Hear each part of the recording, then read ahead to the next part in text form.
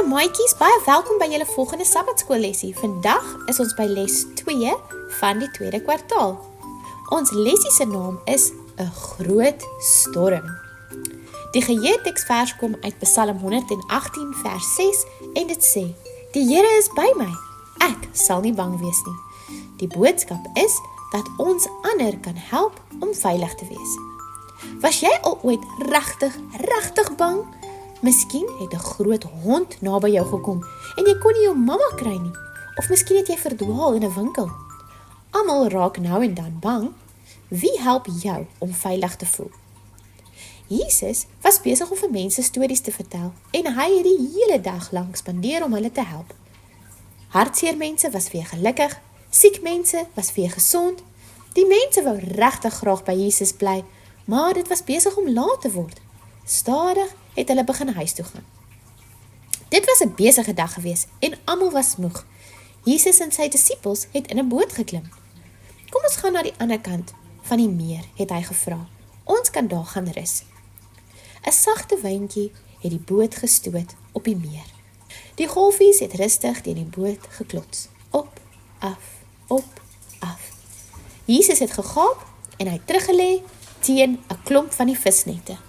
Hy het sommer dadelik aan die slaap geraak. Die son het ondergegaan en skielik was dit donker. Die disippels het daarvan gehou om op 'n boot in die aand te wees. Hulle het gehou van die koel wyntjie en hulle het gehou daarvan om saam te gesels, soos wat die boot oor die water geseil het. Ewe skielik het die wind begin sterker waai. Dit was 'n sterk, koue, stormagtige wind. Hierdie sterker kwaai wind het groot golwe veroorsaak. Die wind het harder en harder gewaai en dit het moeilik geword om die bootjie te bestuur. Die disippels het bang geword. Hulle het geweet dat so 'n groot storm kan hulle boot omkeer. Weerlig het geflits en hulle het gesien hoe Jesus slaap. Jesus, red ons, het hulle geroep. Jesus het wakker geword en regop gesit. Hy het gevoel hoe die golwe oor die kant van die boot kom. Hy het gesien dat die disippels bang was. Hy het opgestaan en gesê: Vrede, wees stil.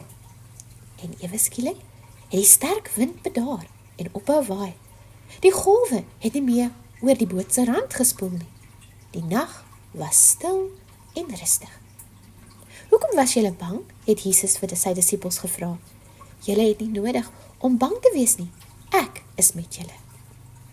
Die disippels het geweet hulle is veilig omdat Jesus by hulle was. As jy bang voel, kan jy ook sê: Jesus, help my, net soos wat die disippels het.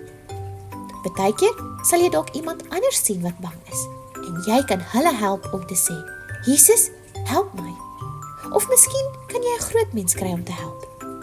Jy kan vir ander vertel dat solank Jesus by hulle is, hoef hulle nie bang te wees nie. Hy sal hulle help.